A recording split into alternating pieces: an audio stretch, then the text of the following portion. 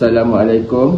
Saya Encik Muhammad Izzat bin Ramli, pensyarah program Bakery dan Pastry College Vocational Kuala Berang, merangkap guru pembimbing bagi produk inovasi pelajar. Assalamualaikum, saya Dodanya Sakinah Fitri binti Mak Ghazali daripada program Diploma Bakery dan Pastry di College Vocational Kuala Berang. Assalamualaikum, saya Siti Nursiana binti Omar Rashid. Saya daripada program Bakery and Pastry daripada College Vocational Kuala Berang.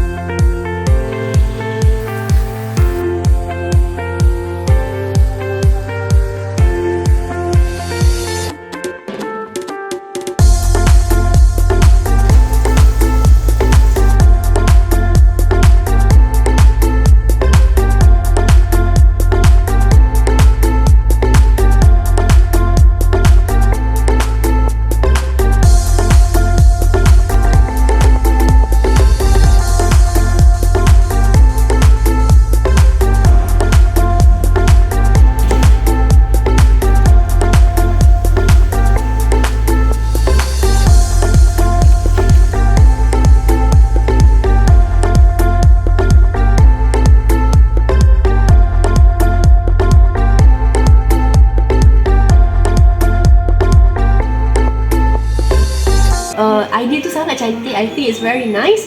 Cumanya biasalah tapai kan rasa masam sikit.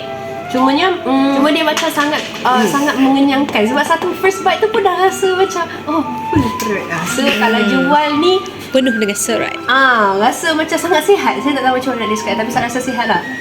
Sebabnya rasa kurma ada manis, ada masam sikit, ada rasa oat sikit. So lengkap.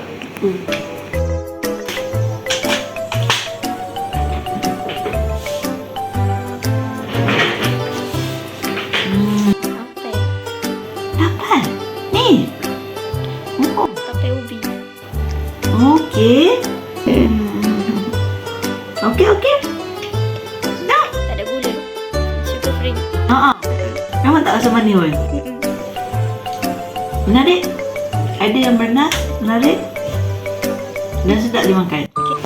Macam tak cantik je.